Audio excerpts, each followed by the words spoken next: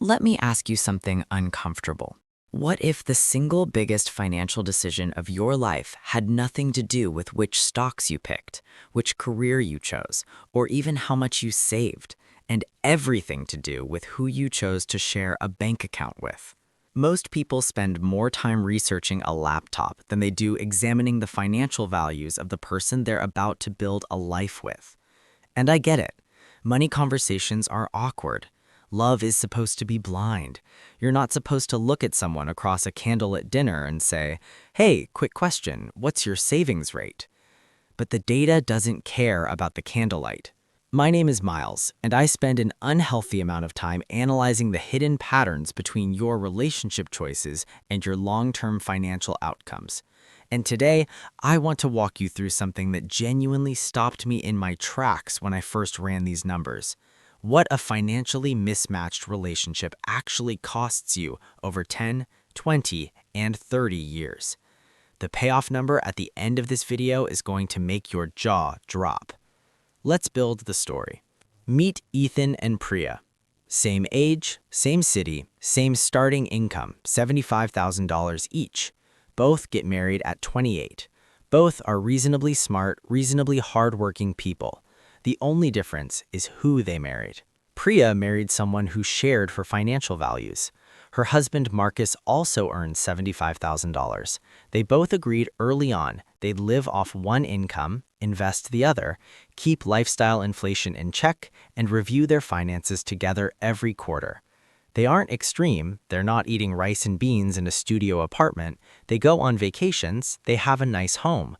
They just made a deliberate choice to be on the same team financially. Ethan, meanwhile, married someone he loves deeply, but someone whose relationship with money is fundamentally different. His wife Claire earns $75,000 too, but Claire grew up in a household where money was spent when it came in. No savings habit, no investment accounts. She's not irresponsible, she just has a completely different money script running in the background. The kind that says, "We're earning well, we deserve nice things, we can save more later." Same household income for both couples, different financial outcomes? Staggering.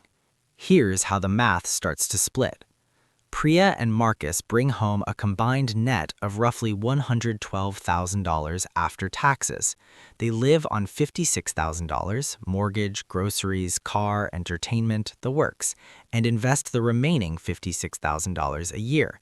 They put it into diversified index funds and let it compound at a historical average of 8%. Ethan and Claire also bring home $112,000 after tax, but lifestyle decisions, a larger house, 2 car payments, frequent dining out, a few more subscriptions than they realized, a vacation that went slightly over budget, have them spending closer to $88,000 a year.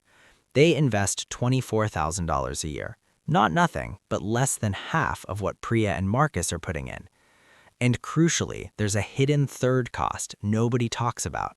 When couples aren't financially aligned, they tend to avoid money conversations because those conversations lead to conflict. So they never optimize.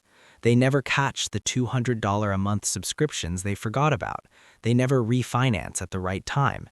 They never notice the investment account charging a 1.1% expense ratio when they could switch to one charging 0.03.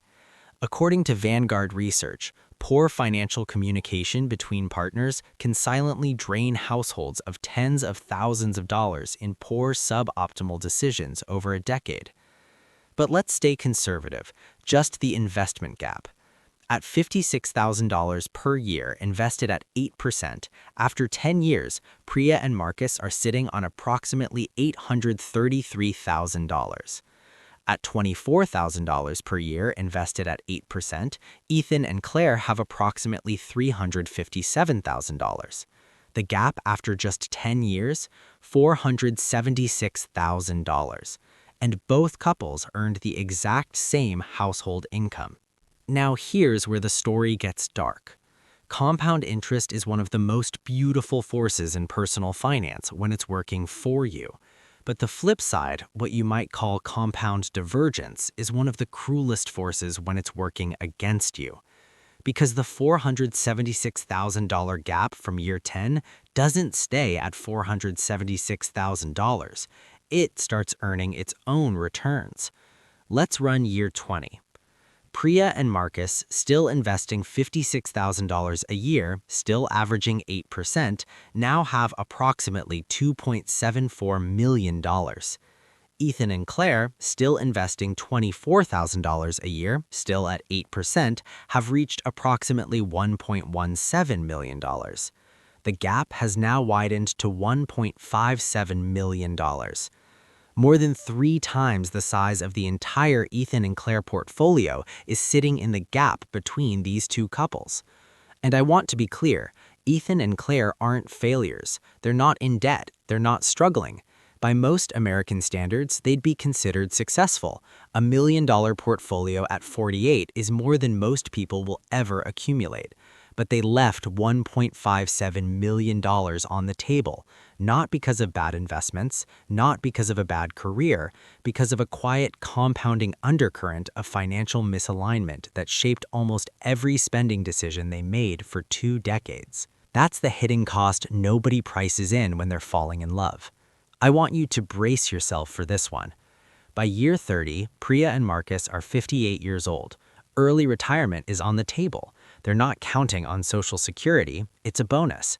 They have optionality, the ability to work because they want to, not because they have to. At $56,000 per year invested at 8% for 30 years, their portfolio has grown to approximately $6.89 million. Ethan and Claire, at $24,000 per year at 8%, have reached approximately $1.27 million. The gap? Nearly $4 million. Earned by nobody, created from nothing. The pure mathematical consequence of one couple being financially aligned and one couple not being. Using the 4% withdrawal rule, Priya and Marcus can withdraw roughly $275,000 per year from their portfolio without ever touching the principal. Ethan and Claire can withdraw about $118,000.